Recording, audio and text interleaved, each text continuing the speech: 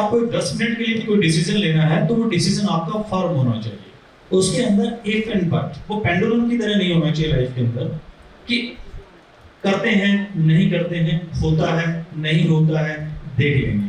जो ये अनसर्टेनिटी है ना, ये लाइफ में आपको आपके गोल तक पहुंचने में बहुत सारे हर्डल क्रिएट करें। लेकिन इस एज में होता है, मुझे पता है, वो जो मैच्योरिटी लेवल नहीं आता है या अंडरस्टैंडिंग इतनी अच्छी नहीं होती कि चीजों को ट्रांसपेरेंट फॉर्म में देखने की, कि आप एक लेवल के बाद देख सकें। You know, we are normal human beings, हमारे पास वो सुपरनैचुरल पावर्स नहीं होती है कि we can see beyond certain level. इसी तरह हमारी आंख की भी लिमिटेशंस हैं। आपने देखा फिल्मों के अंदर या फोटोग्राफी में हमारे कैमरे में जूम लेंस लगा होता है, हमारी आंख में तो नहीं है। अगर हमारी आंख में भी जूम लेंस लगा होता, इमेजिन ये दुनिया कैसी होती। नहीं, पड़ोसी के घर में क्या बन रहा है, खाना फटाक से जूम किया देख लिया। नहीं, एग्जाम में पेपर हो रहे हैं तो बच्चों को कैसे बिठाते, नहीं, जूम करके फटाक से आंसर देख लिया, पड़ोस में क्या हो रहा है क्या लिखा है। लेकिन जूम नहीं है। अब मैं इंटरेस्टिंग फैक्ट और बताऊं आपको कि जितने भी पहली फिल्में बनती थी, ब्लैक एंड व्हाइट फिल्में होती थी, उनमें आप पूरी फिल्म देखिएगा जूम नहीं है। तो बेसिकली जो ये जूम लेंस इन्वेंट हुआ है, ये स्पोर्ट्स लेंस है, क्योंकि फील्ड के अंदर आप किसी भी प्लेयर के क्लोज में जाकर के कोई फोटोग्राफ कैप्चर नहीं कर सकते। इसीलिए जूम लेंस का इन्वेंशन हुआ कि आप क्लोज में जाकर के किसी भी सब्जेक्ट के विद डिस्टेंस हम कैप्चर कर सकते। फोटोग्राफी का मतलब है क्या? फोटोग्राफी का मतलब है क्या? फोटोग्राफी करते क्यों है, इस पर भी और डिटेल में मैं बात करूंगा, और कुछ चीजें आपको इंटरेस्टिंग फैक्ट में आपको मैं दिखाऊंगा। जैसे कॉम्पोजिशन, हम फ्रेमिंग करते हैं तो कितनी चीजों को हम एक साथ विजुअलाइज करते हैं। Photography is not only capturing certain pictures or certain images, it is sense of visualization।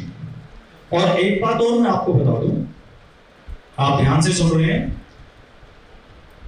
जिस पर्सन की, जिस स्टूडेंट की बात नहीं कर रहा है, जिस पर्सन की सेंस ऑफ विजुअलाइजेशन अच्छी है, जिसका विजन अच्छा है, जो डिस्क्रीट लॉजिक पावर रखता है, यानी कि what to include and what to exclude, life में भी और फोटोग्राफी में भी किन चीजों को हमें इंक्लूड करना है और किन चीजों को एक्सक्लूड करना है। If you can develop that sense of visualization, that power of discrete logic, I can guarantee you can success in your life। आपको अपना गोल अचीव करने में इतनी ज्यादा हर्डल्स नहीं आएंगी। फोटोग्राफी की बात कर रहे हैं तो फोटोग्राफी के वर्ड को किसी बच्चे ने अभी तक बताया नहीं। Anybody, any student knows photography means? This is also a word taken from the Greek language. What is that? Photon is called from photon. Photon means light particles, and graphy means in Greek language is to capture. So when you capture the light, अब आप कहेंगे कि light capture करने से photography is how, इस कैमरे को कोई सब्जेक्ट नजर नहीं आता। This is a technical device, this is a technical device, और ये ब्लैक एंड व्हाइट में देखता है, और इसके लेंस के थ्रू जब भी हम कोई इमेज कैप्चर करते हैं तो वो photons, light particles digital form में हम लोग कैप्चर करते हैं। डिजिटल फॉर्म में क्यों? पहले कैमरे जो हुआ करते थे उनमें रील आती थी, यू नो, किसी कितने बच्चों ने देखा, आप उस पीरियड में शायद हम तो उस पीरियड से एनालॉग से डिजिटल में, we are, you know, fortunate enough to see that reel आती थी। उस रील को हम लोग एक्सपोज करते थे। तो जो ये फोटोग्राफी वर्ड बना है और ये जो कैमरा बना है, कैमरा ऑब्सक्यूरा कहते थे। ऑब्सक्यूरा मींस डार्क और camera means room. Dark room. Initially ये कैमरा जो है इतना छोटा नहीं होता था, जैसे आज आपके मोबाइल फोन के अंदर एक मिनी कंप्यूटर होता है, लेकिन जब पहले कंप्यूटर बना था तो वो एक रूम के साइज का कंप्यूटर था, रूम के साइज का। इसी तरह पहले जब ये कैमरा बना था, डिजाइन किया गया था, तो ये भी एक रूम के साइज का camera. Over the period of time technology evolve होते होते ये कॉम्पैक्ट हो गया, जैसे आपका mobile phone, computer same with the camera. कितने बच्चे हैं जिन्होंने उस नेगेटिव को देखा है, रील को देखा है? कितने बच्चे हैं जिन्हें मालूम है उसे नेगेटिव क्यों कहते हैं, पॉजिटिव क्यों नहीं कहते? कितने बच्चे हैं जो ये जानते हैं कि हम उसे प्लीज एक तो सेटल डाउन हो जाए, this is something very distracting. देखिए, आप अगर थोड़ा सा कंसंट्रेट करेंगे और थोड़ा सा डिसाइड करके एक बार डिसीजन ले लेंगे कि हमें स्टे करना है और हमें यहाँ पर कुछ वैल्यूएबल इंफॉर्मेशन मिलने वाली है, तभी इसका कुछ एडवांटेज आपको मिलेगा। मुझे लगता है कि ऑनलाइन सेशन के चलते बच्चों में थोड़ा सा वो जो एक कंफर्ट जोन आ जाता है ना, कि आप घर में बैठे हैं आराम से और आपका वीडियो भी ऑफ है, आपका ऑडियो भी ऑफ है, आपकी क्लास चल रही है और आप कहीं और चल रहे हैं, होता था ना ऐसे। तो वो वाला जो मोड है उससे थोड़ा सा स्विच करें, क्योंकि लाइफ इज नॉट सिमिलर और सेम एवरी टाइम। जैसे आपका रूटीन डे का सेम नहीं होता है, उसमें भी ups and downs, changes, variations आते हैं, ऐसे ही क्लासेस में भी वेरिएशंस आएंगे, लाइफ में भी वेरिएशंस आएंगे, और उसके अकॉर्डिंग आपको अपने एटीट्यूड और अपने बिहेवियर को मोल्ड करना पड़ेगा। अगर आप वो नहीं करते हैं, आप स्ट्रिंजेंट रहते हैं, स्टिफ रहते हैं, तो इट विल हार्म यू।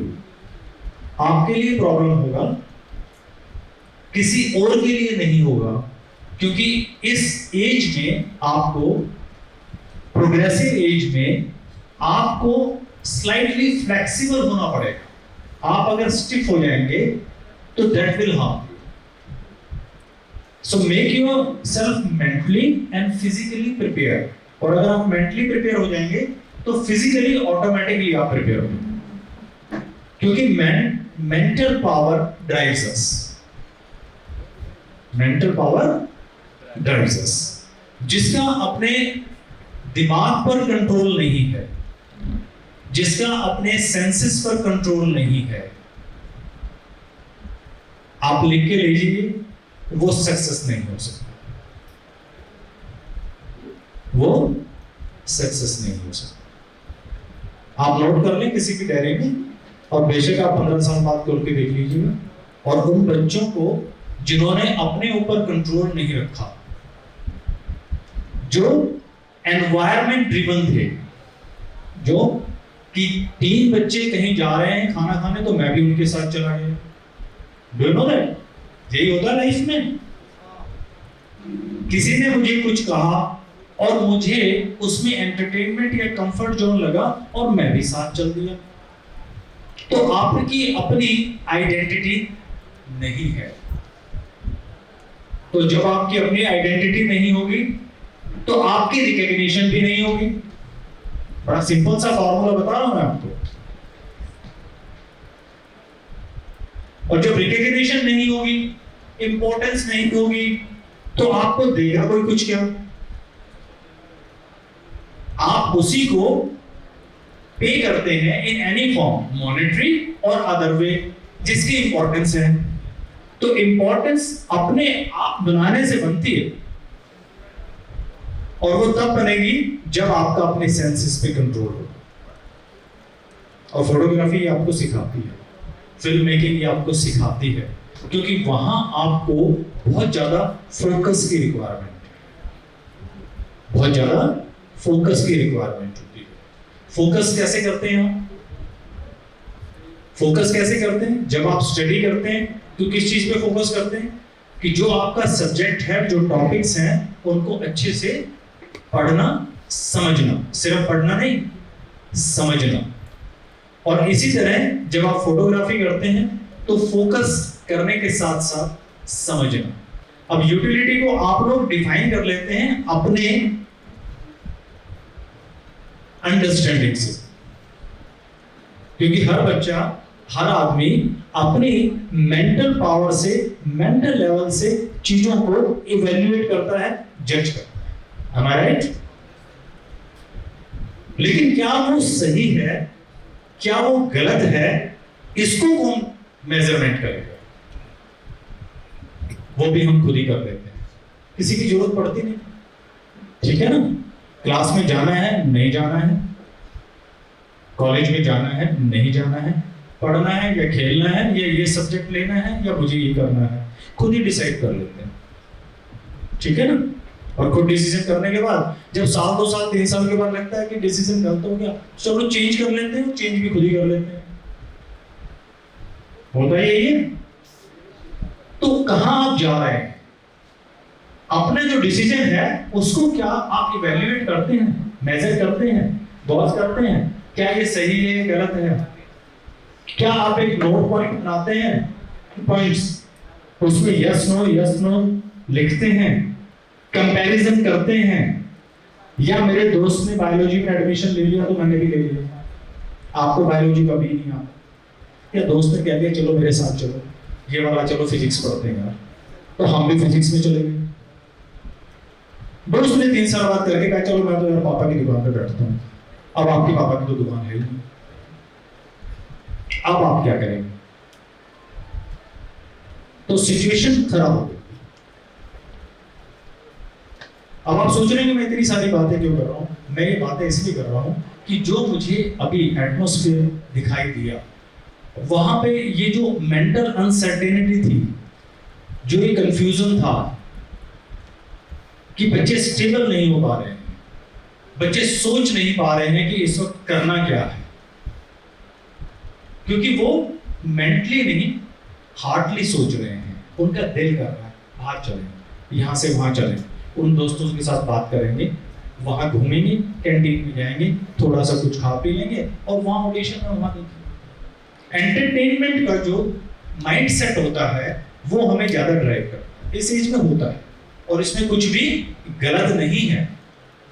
जिस एज में जो फीलिंग्स होनी चाहिए, जो माइंड सेट होना चाहिए, वो अगर हो रहा है तो आप बायोलॉजिकली नॉर्मल, तो आप बिल्कुल नॉर्मल हैं। इस चीज को बिल्कुल भी डिसहार्टेड नहीं होना कि हम ऐसा क्यों नहीं सोच रहे जो सर बता रहे हैं।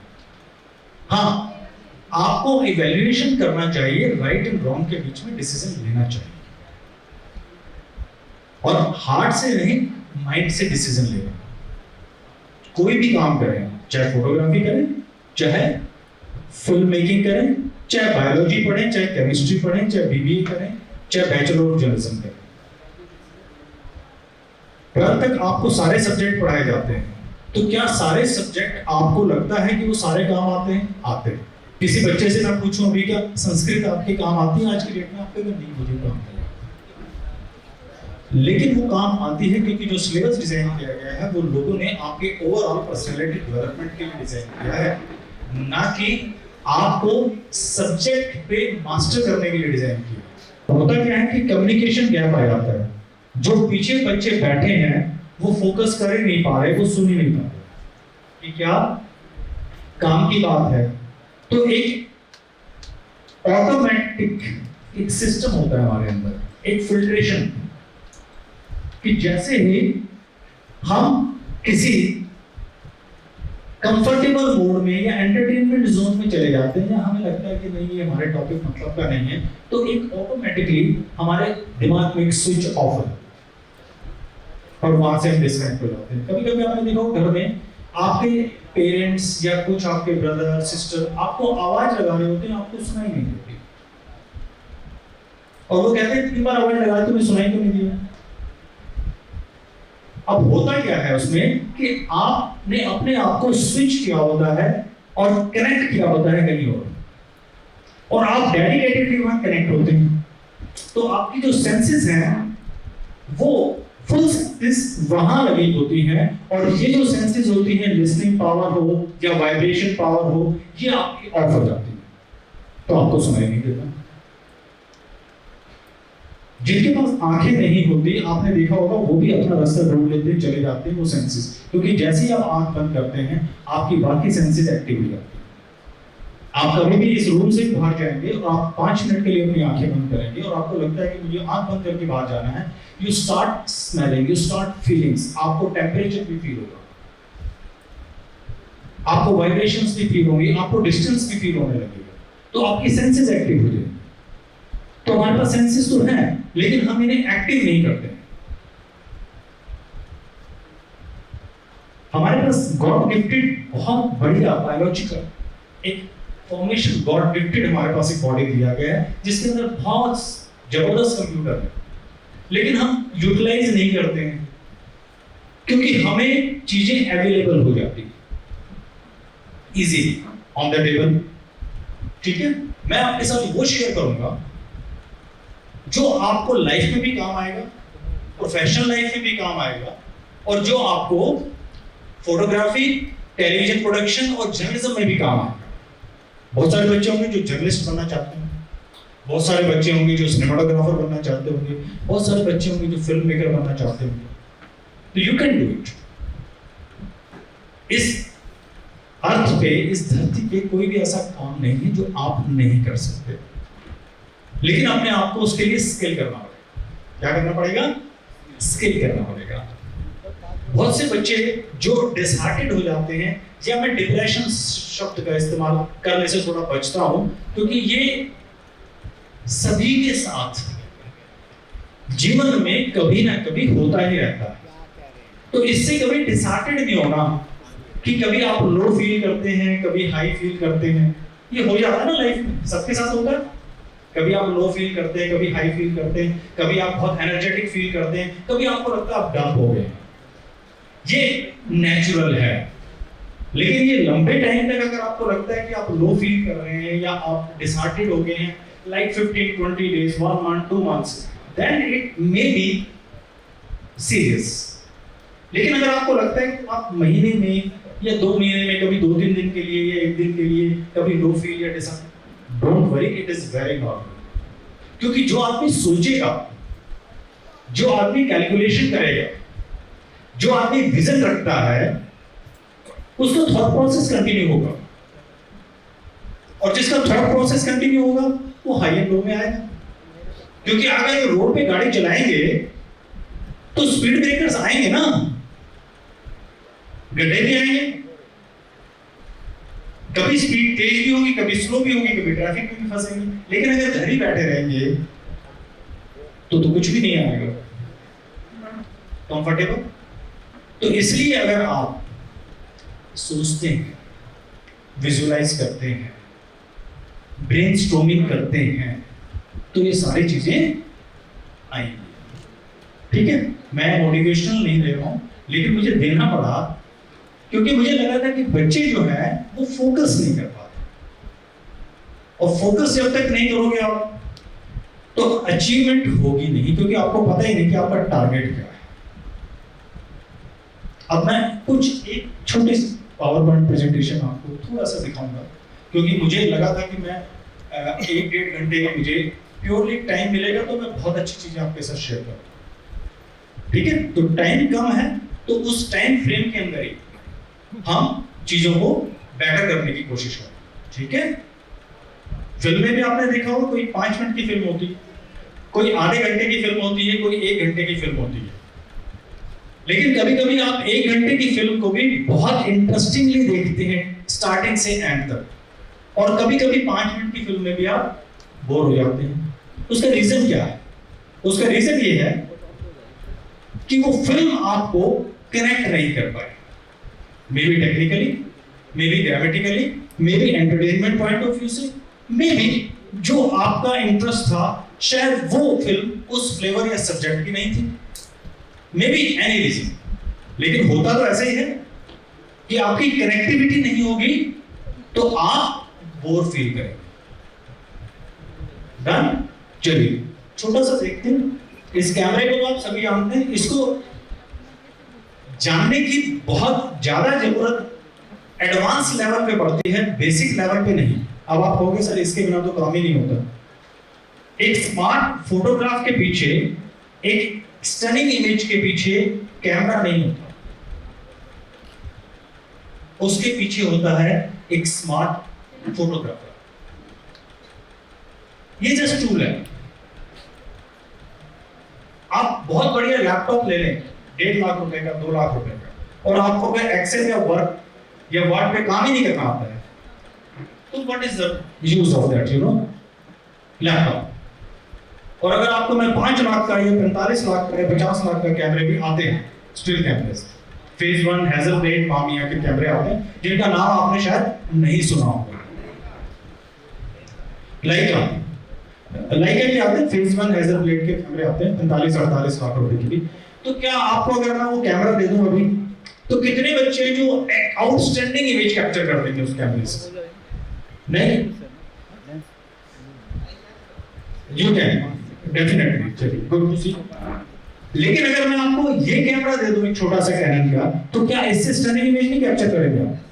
दोनों से कर देंगे।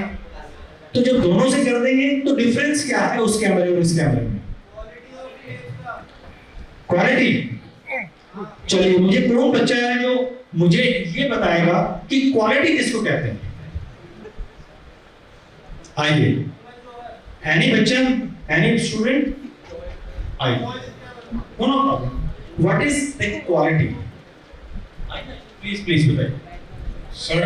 क्वालिटी वो होती है जो मतलब हाई डेफिनेशन क्वालिटी इमेज होती है, और जो लोग कॉन्ट्रास्ट वगैरह, ब्राइटनेस वगैरह मैटर नहीं करते, मतलब पिक्चर किस टाइप की है मेरे अकॉर्डिंग। आपके अकॉर्डिंग ही पूछूंगा। अच्छा, थैंक यू, बच्चे ने एफर्ट किए। बड़ा एक कॉमन हम लोग चीजों को इजीली डिफाइन कर लेते हैं, ठीक है ना?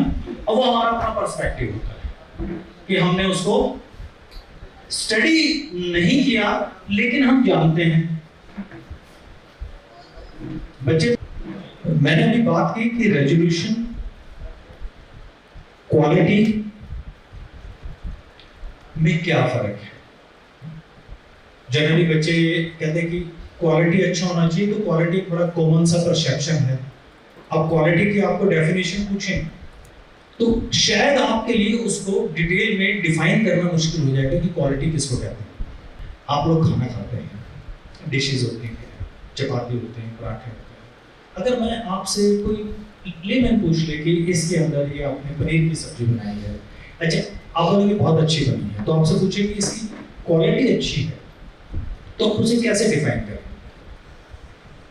सिंपली, अगर आपको पूछे कि ये पनीर की सब्जी अच्छी बनी है, आप उसको डिफाइन करें कि क्वालिटी वाइज कैसे आप डिफाइन करेंगे, क्या कहेंगे आप उसे? ठीक है, इसमें स्पाइसेस अच्छे हैं, भाई मालूम है तभी तो अच्छे हैं, खाने टेस्ट तभी तो आ रहा है। बोले पनीर भी अच्छा, बोले तभी तो पता है अच्छी है। ग्रेवी अच्छी बनी, अच्छी है। तो ये तो हो गया कि लेमन फॉर्मेट, कि इसमें जो भी इंग्रेडिएंट्स थे हमने उनको अच्छा कह दिया तो अच्छी हो गई। लेकिन जब ये आप किसी शेफ से पूछेंगे तो वो आपको टेक्निकल टर्म में डिफाइन करके इसको बताए। जैसे मैं आपको बताऊंगा कि रेजोल्यूशन जो होता है, जब आप रेजोल्यूशन की बात करते हैं तो वो टेक्निकल टर्म की बात करते हैं, और जो क्वालिटी की बात करते हैं तो वो क्रिएटिव टर्म में बात करते हैं। तो रेजोल्यूशन मींस व्हाट, कि आपका जो फ्रेम है इसका एक साइज होता है जिसे हम एस्पेक्ट रेशियो कहते हैं। उसमें कितने डॉट्स, कितने पिक्सेल्स, कितने पिक्सेल्स, अब पिक्सेल्स को भी हम डिफाइन करते हैं, ठीक है ना? टेलीविजन आप सब लोग देखते हैं, मैं आपको थोड़ा सा लेमैन में बता देता हूं। टेलीविजन में इमेज की फॉर्मेशन कैसे होती है? आपके हॉरिजॉन्टल लाइंस होती है, वर्टिकल लाइंस होती है, और ये लाइंस जो हैं ये आपकी इमेज को फॉर्म करती हैं। जैसे कहा कि HD, the high definition is a format, high definition is a format. हमें समझना चाहिए कि जब भी हम कोई बात करते हैं तो उसका जो डेफिनेशन एक टर्म या उसका नेम होता है, नोमेनक्लेचर जिसको हम कहते हैं, उसको किसी बेसिस पे बनाया गया होता है, किसी बेसिस पे बनाया गया होता है। जो हाई डेफिनेशन टेक्नोलॉजी है ये जापान में इन्वेंट हुई। इसका मतलब क्या है कि कितनी रेजोल्यूशन लाइंस हॉरिजॉन्टल होनी चाहिए और कितनी वर्टिकल। पहले आपने टीवी देखा होगा, कोर मॉडल के टीवी आते थे स्क्वायरिश फॉर्म में आते थे ना, चकोर। उनमें जब भी कोई फिल्म आती थी तो ऊपर और नीचे ब्लैक हो जाती थी। संडे में या कभी सैटरडे में फिल्म आती थी, ऊपर नीचे ब्लैक हो जाती थी। अब नहीं होती, अब नहीं होती। रीजन क्या है कि जो वो एस्पेक्ट रेशियो है और जो रेजोल्यूशन है, अब हमारे टीवी की भी वही रेजोल्यूशन आ गई, मैच हो गया। जो प्रोजेक्शन है, सपोज कीजिए मैं इस कैमरे से एक वीडियो कैप्चर कर लेता हूं, तो क्या इस वीडियो को मैं थिएटर के ऊपर प्रोजेक्ट कर सकता हूं? नहीं, पिक्चर वॉश हो जाएगी, सॉफ्ट हो जाएगी, ऐसे लगेगी फेडिंग। रीजन इज दैट कि जितने प्रोजेक्शन का जो एरिया है उसके लिए जितने पिक्सल्स पर इंच मुझे चाहिए एक पिक्चर फॉर्मेट करने के लिए, वो कम है इस स्केल पे। मैं इसका छोटा सा एग्जांपल देता हूं। आपने मैग्नीफाइंग ग्लास देखा है? मैग्नीफाइंग ग्लास होता है सभी के पास। आप कभी न्यूज़पेपर उठाएं या मैगजीन उठाएं और मैग्नीफाइंग ग्लास लगाएं, उसमें आपको डॉट्स नजर आएंगे। तो वो जो डॉट्स होते हैं, टीनी डॉट्स, छोटे स्मॉल डॉट्स होते हैं, वो पिक्चर क्रिएट करते हैं प्रिंट। तो आपको जितने वो स्मॉल डॉट्स होंगे, जितने रिफाइंड होंगे, उतनी ही पिक्चर आपकी रिफाइंड होगी। जैसे किसी मैगजीन में जब आप देखते हैं तो वो डिफरेंट मशीन्स होती हैं और डिफरेंट रेजोल्यूशन की इमेजेस होती हैं। आप कॉस्मोपॉलिटन मैगजीन देखेंगे, आप फिल्म फेयर मैगजीन देखेंगे, तो वहां उस मैगजीन में आप जो इमेजेस देखते हैं, आपको लगता है कितनी शार्प है, कितनी क्रिस्टल क्लियर है। तो वहां और रिफाइनमेंट होती है। तो जितने आपके डॉट्स, जितनी रेजोल्यूशन इंक्रीज होती जाएगी, उतनी ही आपकी पिक्चर इमेज जो है वो रिफाइन होती जाएगी और उतने ही बड़े लार्ज स्केल पे आप उसे प्रोजेक्ट कर पाएंगे। ये होता है रेजोल्यूशन। क्वालिटी मीन्स क्या? क्वालिटी मीन्स कि पिक्चर के अंदर आपकी tone, texture, dynamic range, tone, texture, colour science, dynamic range, ये क्या है? कितनी अच्छी आपकी कलर साइंस है उसके अंदर, कितनी अच्छी उसकी डायनेमिक रेंज है। अब डायनेमिक रेंज के ऊपर तो बहुत बड़ा एक पूरा चैप्टर है, एक दिन पूरा लग जाएगा समझाने के लिए, मैं उस पर नहीं जा रहा हूँ, क्योंकि वो that leads to somehow confusion में कि डायनेमिक रेंज को अंडरस्टैंड कैसे करें। ठीक है, तो quality is something else from the resolution. Low resolution पे भी अच्छी क्वालिटी हो सकती है और हाई रेजोल्यूशन पे भी खराब क्वालिटी हो सकती है। तो क्वालिटी का रेजोल्यूशन से ऐसे डायरेक्ट कनेक्शन नहीं है, इनडायरेक्टली है। इनडायरेक्टली कैसे है कि अगर हाई रेजोल्यूशन मोड पे, फॉर्मेट पे आप अगर कोई इमेज कैप्चर करते हैं और उसकी क्वालिटी भी बहुत अच्छी है, तो वो हाईली प्रोजेक्शंस के लिए अच्छी होगी। तो दोनों का ब्रांड हो गया कि हमारे पास गाड़ी भी अच्छी है और ड्राइवर भी अच्छा है, तो हमारा डेस्टिनेशन कूल हो गया। लेकिन गाड़ी तो हमने ले ली बहुत बढ़िया, BMW, मर्सिडीज, ड्राइवर हमने एक ऑटो रिक्शा वाला उठा दिया उसमें, तो व्हाट विल हैपन? तो क्वालिटी हमारी खराब हो गई। मैं कुछ चीजें यहाँ आपसे डिस्कस करूंगा। अब चाहे आप मोबाइल फोन से फोटोग्राफी करें, चाहे स्मार्टफोन से फोटोग्राफी करें, चाहे आप एक DSLR से करें, चाहे एक डिजिटल कैमरा मिररलेस से करें, जिस मर्जी कैमरा से आप फोटोग्राफी करें, आप बहुत बढ़िया इमेज कैप्चर कर सकते हैं। और एक मैं मिथ आपको पहले उसको क्लियर करना चाहता हूँ कि बच्चे सोचते हैं कि बहुत बढ़िया ज़्यादा मेगापिक्सल का अगर हम स्मार्टफोन ले लेंगे तो वो बहुत ज़्यादा अच्छा होता है। ये एक एडवर्टाइजिंग गिमिक है, इस पे मत जाइएगा। आईफोन का आपका 8 है 12 मेगापिक्सल का कैमरा आपके वो से 48 मेगापिक्सल से ज़्यादा बेटर रिजल्ट देता है। रीज़न क्या है? मैं आपको एक छोटा सा इसका एग्जाम्पल भी दूंगा और आपको ये बताऊंगा कि आपको कभी भी हायर मेगापिक्सल के लिए जो आपके सेल फोन में बात करते हैं उस पे पैसे नहीं खर्च करने चाहिए।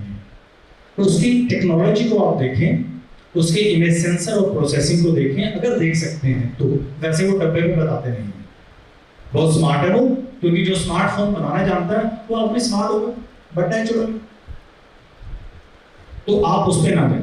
Don't spend too much money on के 48 मेगापिक्सल, 64 मेगापिक्सल, 104 मेगापिक्सल पे हमने कैमरा ले लिया है और बहुत बढ़िया। लो लाइट में वो काम नहीं करेगा अच्छे से। तो जहां पे भी लो लाइट होगी और आप किसी फंक्शन में ये काम करेंगे, पिक्चर में नॉइज आ जाएगा, तो वहां आपको लगेगा यार मैंने 108 मेगापिक्सल का कैमरा लिया और मैं अपनी शादी में गया, मैं फोटो खींच रहा हूँ, नॉइज आ रही है इसमें, तो आपका पैसा खराब हो जाएगा। जब भी आप फोन उठाते हैं और एक फ्रेम बनाते हैं जिसमें आप किसी सब्जेक्ट को कैप्चर करना चाहते हैं, तो उसके लिए छोटी सी ग्रामर मैं आपके यहां शेयर करूंगा कि कैसे हमें विजुअलाइज करना चाहिए और कहां हम अपने सब्जेक्ट को अगर प्लेस करते हैं तो वो बेटर कनेक्टिविटी देगा रादर देन कि हम रैंडमली कोई भी फोटो खींच लें। ठीक है, यहां पर लाइंस तो आप पढ़ नहीं पाएंगे तो मैं आपको बता देता हूं। देखिए, visualize role in design and message, survey different sources, adjust remove, ये आप छोड़ दीजिए, मैं आपको थोड़ा सा फास्ट चलता हूं। जब भी आप कोई फोटोग्राफ लेते हैं तो try to keep it simple. उसके अंदर बहुत सारे ज्यादा एलिमेंट्स को ऐड अप करने की कोशिश ना करें, फोकस करें अपने एक सब्जेक्ट के ऊपर और बैकग्राउंड को ज्यादा क्लटर्ड ना करें। कभी कभी आपने देखा होगा कोई आदमी खड़े हैं, आपने फोटोग्राफ खींच रहे हैं, उसके पीछे एक पोल लगा हुआ है इलेक्ट्रिसिटी का और आप फोटो खींच ली तो इलेक्ट्रिसिटी का पोल भी साथ में आ रहा है, या पेड़ है तो ऐसे लग रहा है जैसे पेड़ जो है उसके साथ ब्रांच आउट करके ग्रो अप हो रहा है। या आप हाई कंट्रास्ट पे चले जाते हैं, पीछे कोई बहुत ज्यादा लाइट है, पीछे बहुत ज्यादा कोई बड़ी लाइट है और आप अगेंस्ट लाइट करते हैं तो पिक्चर वॉश हो जाती है। अगेंस्ट लाइट शूट करना एक्सपर्ट लेवल पे बहुत अच्छा होता है, क्योंकि हम जब भी शूट करते हैं, आउटडोर में शूट करते हैं, हम अगेंस्ट लाइट ही शूट करते हैं। नॉर्मली क्या करते हैं हम, जैसे सन इधर है तो आप क्या करते हैं, आप सब्जेक्ट को कहां प्लेस करते हैं, ऐसे, और उधर खड़े हो जाते हैं जिधर से लाइट ऑफ सोर्स होता है, उधर ही खड़े होते हैं ना। हम उल्टा करते हैं, हम क्या करते हैं, हम कहते हैं जहां लाइट आ रही सनलाइट वहां सब्जेक्ट को खड़ा करें बैक साइड और हम अगेंस्ट द लाइट खड़े होते हैं। अब आप कहोगे सर ये कैसे करते हैं हम, इसमें तो आपको कुछ दिखाई नहीं देगा, तो गड़बड़ हो जाएगी, ब्लैक आ जाएगा चेहरा। नहीं, ये एक्सपर्टीज और प्रोफेशनल लेवल पे जो आप स्टनिंग इमेजेस, जो आप आउटस्टैंडिंग इमेजेस देखते हैं वो इसी तरह शूट की जाती है। क्योंकि जीवन में जब भी कुछ नया करना है तो उसका फॉर्मूला भी तो चेंज करना पड़ेगा। अगर आप सिंपल उसी पैटर्न पे लाइफ में चलेंगे तो आपकी रिकॉग्निशन कैसे होगी?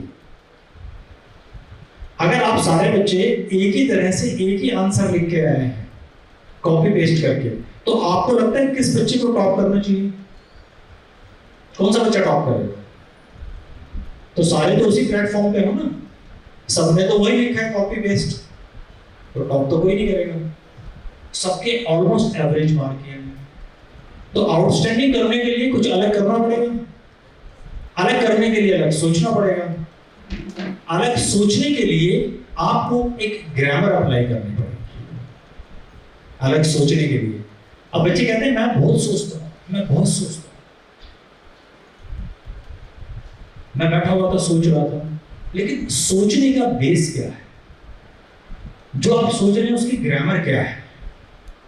और आप सोच कैसे रहे हैं? कोई कैलकुलेटिव सोच है आपकी? ये सिर्फ बात तो वैसे ही लोड डाला हुआ है, बैठे हुए हैं, चाय पी रहे हैं, कोल्ड ड्रिंक पी रहे हैं, बस मैं सोच रहा हूं।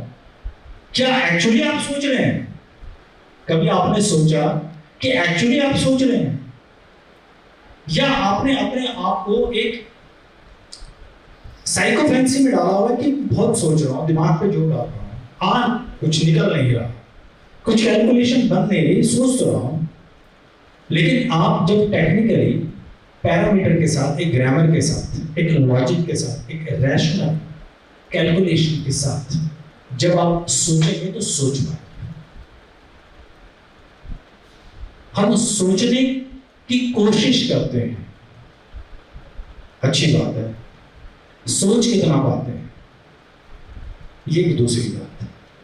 अब यहाँ पे आपको बहुत ज्यादा क्लैरिटी के साथ इमेज नहीं दिख रही है तो प्रोजेक्शन। अवॉइड मर्जर्स मीन्स क्या होता है कि कभी कभी आपके सब्जेक्ट का कलर और आपके बैकग्राउंड का कलर और आपके सब्जेक्ट की फॉर्मेशन और आपके बैकग्राउंड की फॉर्मेशन सिमिलर होती है, तो आपको आइडेंटिफाई करना मुश्किल हो जाता है कि those are part of each other और सेपरेट्स। तो आप मर्ज हो जाते हैं और उसमें होता क्या है कि आपकी जो आईज हैं ये इमेज के अंदर बैक एंड फोर्थ शिफ्ट होती है। कभी आप सब्जेक्ट को देखते हैं, कभी आप बैकग्राउंड को देखते हैं, कभी आप बैकग्राउंड को देखते हैं, कभी आप सब्जेक्ट को देखते हैं, तो आप फोकस नहीं कर पाते। तो इसलिए मर्जर्स बहुत तरह के होते हैं। इसके लिए आपका shape, texture, colour, rhythm, pattern किसी भी तरह का मर्जर हो सकता है। मर्जर का मतलब ये नहीं है कि दो लोग खड़े हैं एक पीछे लगा के मर्ज हो रहे हैं। That is not merger, that is the placement of your subject.